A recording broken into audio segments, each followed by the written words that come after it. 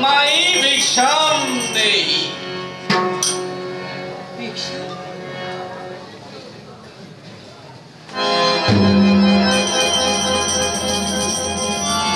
वासुदेव सच्चिदानंद परमानंद माई आपल्या द्वारावर याचक आलाय। या पर्णकुटिकेत कुणी आहे का हे शब्द आमचे बाहेर पडले। माई भिक्षा द्या असं आम्ही म्हणालो आणि आपलं दर्शन आम्हाला झालं। आम्ही कृतकृतार्थ आपल्या दर्शनात आमची एकच इच्छा, आम्ही भिक्षुक आहोत, आम्हाला भिक्षा हवी। भिक्षा हवी या स्वागत आहे आपलं। स्वागत हा म्हणजे आम्ही आपल्या या पर्णकुटिकेच्या या पटांगणावर यावं। एक जर भिक्षुक या पर्णकुटिकेच्या द्वारावर आला असेल तर त्याला तसंच द्वारावर न ठेवता त्याचं स्वागत करावं आणि त्याला भिक्षा द्यावी हेच मी माझं कर्तव्य समजते। स्वागताचा आदर तिथे आम्ही करतो। मुनणकर, विलासमय कर आणि आपण आम्हाला आज्ञा केली याच्या द्वारावर आलाय तर दूर उभं राहता उपयोगाचं नाही। आम्ही सामोरे येतोय, आपल्या जवळ येण्याचा प्रयत्न करतोय जेणेकरून अडचण आम्हाला भिक्षा माई।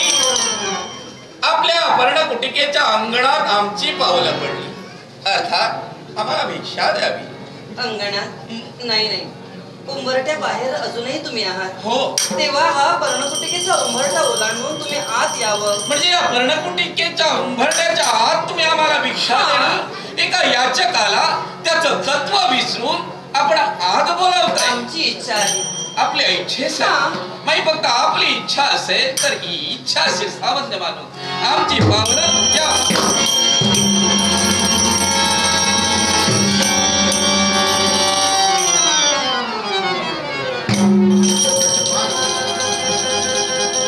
काहीतरी घटना घडण्याचा प्रसंग आम्हाला वाटला, कारण ही ज्वाळा आमच्या चरणाला कशी लागली।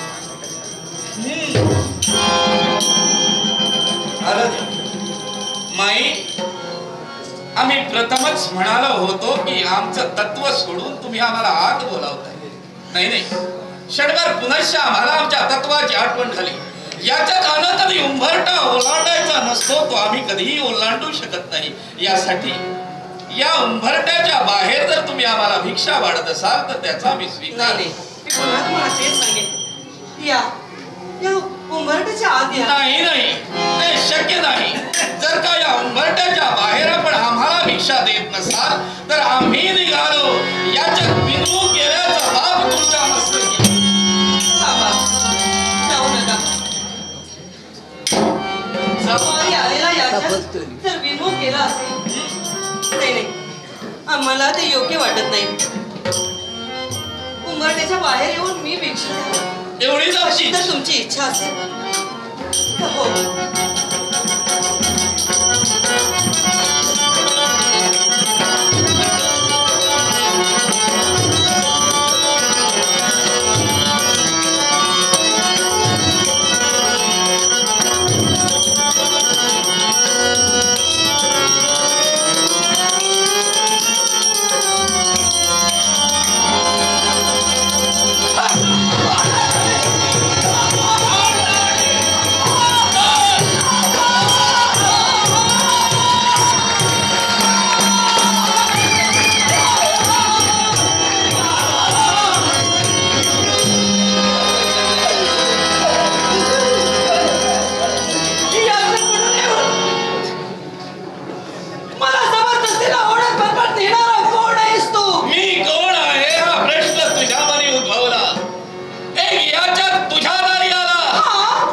भिक्षा मागितली त्याला तू ओळखू शकली नाहीस, कारण तो पूर्णपणे वेशांतर करून आला। म्हणजे हा वेश माझा तू ओळखू शकली नाही।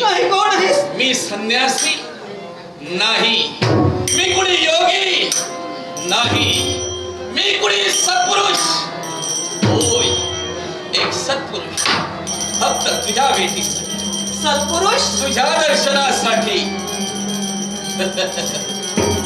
व्हायचंय, स्वरूप ओळखायचंय. एक सत्पुरुष होय. कोण आहेस तू? दिसे, माझं रूप तुला दिसे, माझी मूर्ती तुला दिसे. मूर्तिमंत तुझ्या समोर प्रकट होण्यासाठी मी तत्पर होतो. पहा, ओळखी पटत असेल तर ओळखी पटत नपेक्षा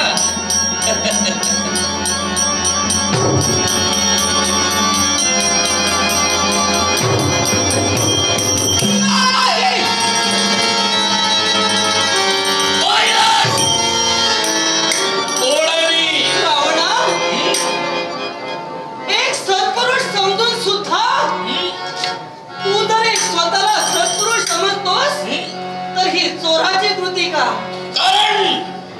कारणही त्याला तसंच आहे. जे मला घडवायचं आहे आणि जे घडविल्यानंतर त्याला वेटीस धरणार आहे ते पूर्णपणे तुझ्या कर्मी मला घडवायचंय. याचा अर्थ मला नाही कळला. आमच्या बोलण्याचा अर्थ सहजासहजी कुणाच्या ध्यानी येत नाही आणि म्हणून तो आम्ही येऊ देतही नाही.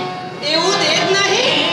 जर येऊ देत नाही तर तुमच्या बोलण्याला काही अर्थ नाही. आणि तो कसा समजून घ्यायचा असेल ना, तो तलवार माणसाच्या मस्तकात असतो. जर समजत असेल मी पहिल्यांदाच सांगितलं मला समजत नाही ते समजावून म्हणून समजावून सांग. आणि समजावून सांग असं सांगून सुद्धा तो जर समजून सांगत नसेल तर आपण काय बोलतो ते त्यालाच कळत नसेल. मला पूर्णपणे ज्ञात आहे मी काय बोलतो आहे आणि मला काय कृती करायची आहे याची पूर्ण कल्पना मला आहे. जर तुम्हाला समजत नसेल तर आम्ही समजावून सांगू. सांगा. ज्यानं आमच्या बाबतीत अपराध केलाय त्याला त्याच प्रकारे उत्तर देऊन त्याला वेटीस धरण्यासाठी मी आलोय. काय अपराध? माझ्या बाबतीत अपराध तुझ्या पतीनं केलाय याची कल्पना तुला आहे की नाही? अपराध? कोणता अपराध? माझ्या भगिनीचा अपमान. माझी भगिनी शूर्पणखा हिचा अपमान तुझ्या पतीनं केलाय की नाही? तो कसा काय? एकाच गोष्टीनं माझ्या भगिनीचं नाक आणि कान कापून तिची विटंबना करून पुनश्च लंकेत पाठवून दिलंय. कोणी कापलं? हे सत्य आहे की असत्य? असत्य आहे. काय? माझ्या पूर्णतः असत्य आहे. माझ्या भगिनीचं नाक आणि कान कापले हे सत्य आहे.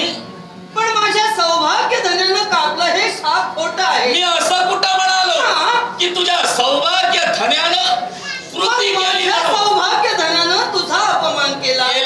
तो कसा काय? एकाच गोष्टीनं माझी भगिनी या तुमच्या दंडकारण्यापर्यंत आली. आमचं दंडकारण्य? कारण तुम्ही वास्तव्य करताय म्हणून आम्ही जिथं राहतो ते आमचं झालं. तिथं तुम्ही सत्ता गाजवली. सत्ता इथं आमची नाही आणि म्हणूनच तिचं नाक कापण्याची रावणानं इथं आमची सत्ता आहे म्हणून जर सांगितलं ना तर इथं तुझं काही चालत नाही. आणि ते चालवायला मी आलोय. ते चालवायला आलोय. कारण हे दंडकारण्य पूर्णपणे ऐकून घे आणि तदनंतर बोलण्याचा प्रयत्न कर. तुझ्या सौमित्राजवळ माझ्या शूर्पणखेनं स्वतःची इच्छा प्रकट केली की हे सौमित्र माझ्याशी विवाह करशील का? हे सत्य की असत्य? केली ना. हे सारं तुझ्या समोर घडलं. सौमित्रासमोर तुझ्या भगिनीनं लग्न कर म्हणून सांगितलं ही गोष्ट सत्य आहे. ही तुला कल्पना आहे. अर्थात तुझ्या समोर घडलेलं. माझ्या सौमित्राजवळ इच्छा प्रकट केली त्यावर सौमित्रानं काय सांगितलं? मला जमणार नाही आणि तुझी इच्छा पूर्ण करू शकत नाही. आणि त्यानं तिला रामाजवळ पाठविलं. जा त्यानं जर परवानगी दिली असेल तर माझ्याजवळ ये, मी तुझा स्वीकार करेन. आपण समजेल असं बोलूया का? तेच मी बोलतोय. तुझ्या बहिणीचं नाक कान कुणी कापिलं हे तुला खरं सांगितलं? नाही, तुला समजत नाही म्हणून मी पटवून सांगते.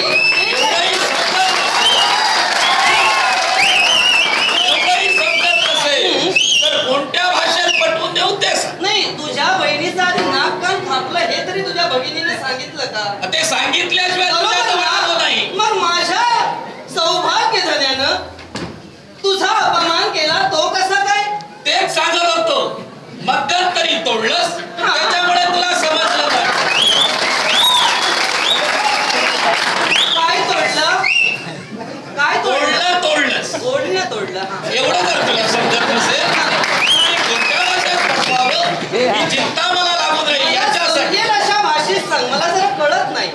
का तेच कळू नीट बोलण्याकडे लक्ष.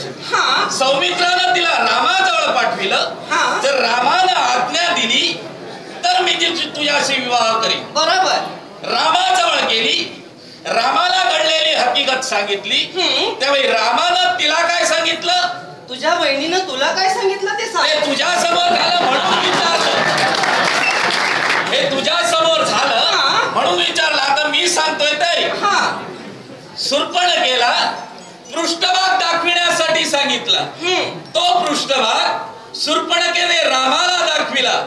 राम आज्ञा मानली आणि रामानं स्वतःच्या हाती असणारा एकच बाण, एक वचनी, एक पत्नी, एक वाणी असा तत्वज्ञ राम या रामानं स्वतःच्या बाणाच्या अग्रानं, एक लक्षात घे, स्वतःच्या बाणाच्या अग्रानं बोलताना तू एक ब्राह्मण आहेस हे लक्षात घेऊन बोल. ऐकते मी, पुढे सांग. स्वतःच्या बाणानं तोडलं. आता पुढे. मला वाटतं तुला नीट ऐकण्याची सवय नाही. नाही नाही, मी बोलत असताना मध्यंतरी बोलू नको. तू बोलत असताना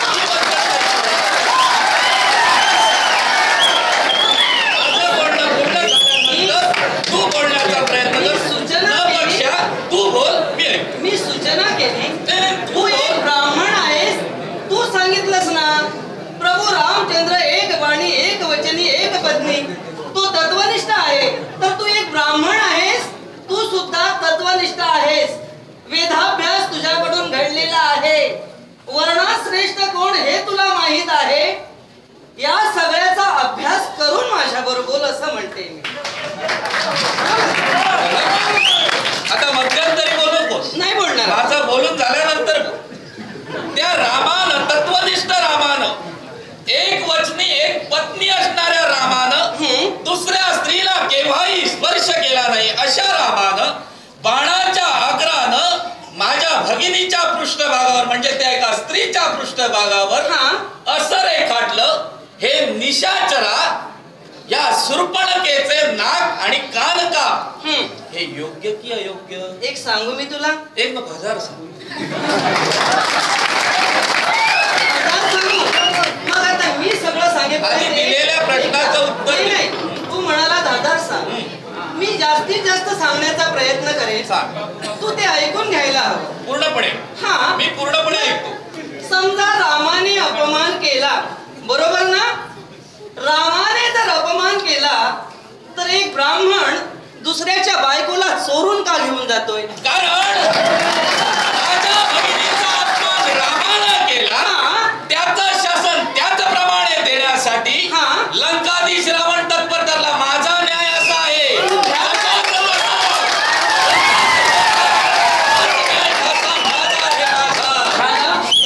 तुझा न्याय जशास तसा, ठोस्यास तोसा नाही.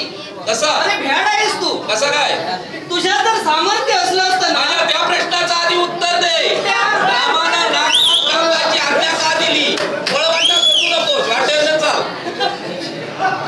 एक सांगू मी तुला. आधी वाटेनं चाल. एक रामाने अपमान केला हे मी मान्य केलं. कशासाठी केलं? हे रामाला शोभलं का? रामाला शोभलं नाही याचं कारणच लक्ष्मणानं तिला कितीतरी विनवणी केली की माझं लग्न झालेलं आहे तेव्हा मी तुझ्याशी विवाह करू शकत नाही. सत्य. पण तुझी बहीण एवढी वासनेनं मुसमुसलेली ना.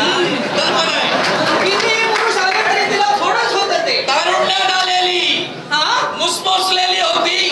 तिला लक्ष्मण हवा होता. पण रामानं, तत्वनिष्ठ रामानं हे करणं योग्य होतं की नाही? एक लक्षात घे. ती मुसमुसलेली होती. तारुण्यानं मुसमुसलेली होती. तिनं मागणी केली, त्याच्यावर जबरदस्ती केली नाही. पण ती लग्न झालेली स्त्री होती. कल्पना. नवऱ्याला सोडून दुसऱ्याला मिठी मारणारी तुझ्या बहिणीची काय लायकी? तिचा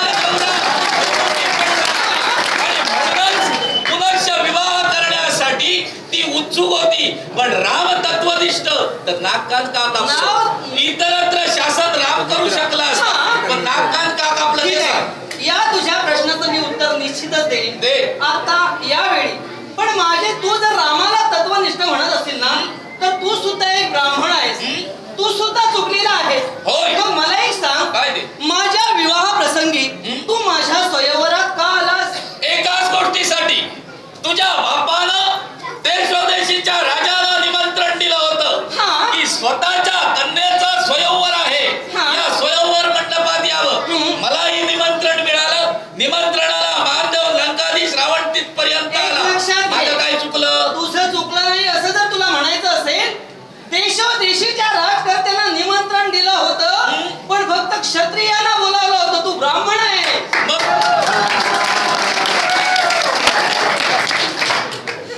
मग क्षत्रिय कोण आणि क्षत्रियाची उत्पत्ती कशी झाली? क्षत्रियाची उत्पत्ती कशी झाली या प्रश्नाचं उत्तर तुला देणार आहे. पण तू एक ब्राह्मण असून, क्षत्रियांना निमंत्रण असून सुद्धा तू जर गेलस ना, तर लग्न विधी एकूण प्रकार किती आहेत आणि स्वयंवराच्या ठिकाणी कोणता लग्न विधी प्रकार होता याचं उत्तर मला दे. मनपसंतीचा वर स्वयंवर मंडपात होतो आणि तो मनपसंतीचा वर निवडण्यासाठी स्त्रीची मर्जी असते. म्हणजे तुझा स्वयंवर होता, तुझ्या मर्जीनं तू त्या साऱ्या राजकर्त्यात एक निवडला. हे सत्य होत. चुकीचं, तुला काही माहीतच नाही. तू सांग. अरे शिवधनुष्याला जो राजकुमार प्रत्येकच्या जोडी ते कारण झालं नाही.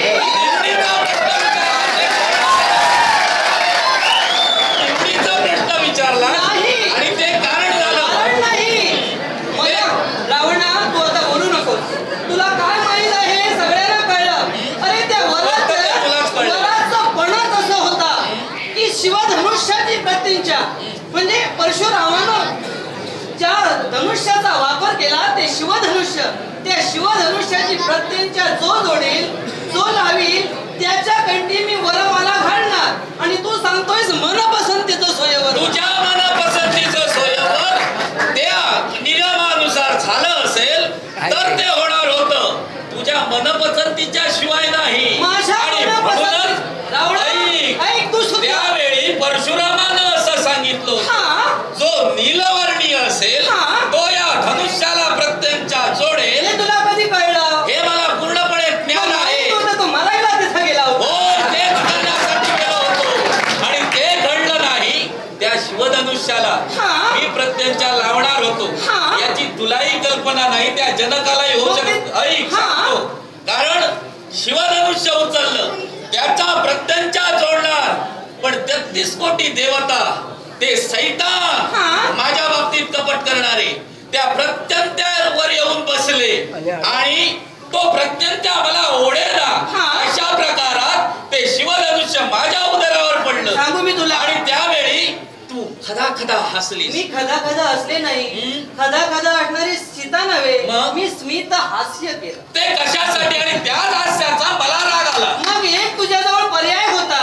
शिवधनुष्यावर जर देवता दिसले, तुला दिसत होते, सगळ्यांना सांगायला हवं हे बघ देव बसले म्हणून. आणि तेच देव मला दिसले होते. जर का प्रत्यंचा लागला असता तर देव वैकुंठात गेले असते. शराधात एवढं सामर्थ्य या रावणाचं होतं, पण त्या देवताने कपट केलं आणि म्हणून ते शिवधनुष्य माझ्यावर. तो एक अपमान, हा दुसरा अपमान. या दोन अपमानाला वाचा फोडण्यासाठी तुला माझ्या मनाचं समाधान झालं नाही. कर ना. एकूण विधी प्रकार किती हे अजून सांगितलेले नाही. तो तुझा प्रश्न आहे.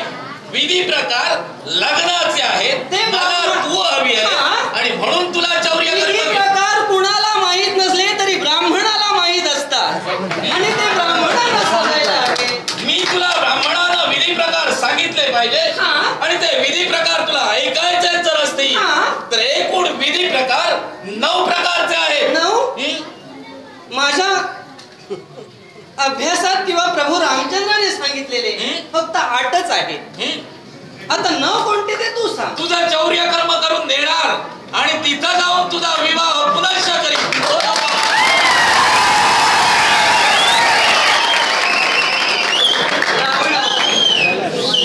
अरे टंका कितीही गाजू दे, मी तुला सांगू, जशी माझी योग्यता सर्वत्र गाजते तसं तुला सुद्धा कोणीतरी मोठं म्हणणार आहे. पण हे जे सगळं सांगतोयस ना, हे अगदी अप्रबुद्धासारखं झालं. कारण तुला पटत नसेल तर आणि कसं सांग? पटत नसेल तर इथं सांग. तुला जर एवढा अभ्यास आहे ना, तर विधी प्रकार मला इथंच माहित आहे.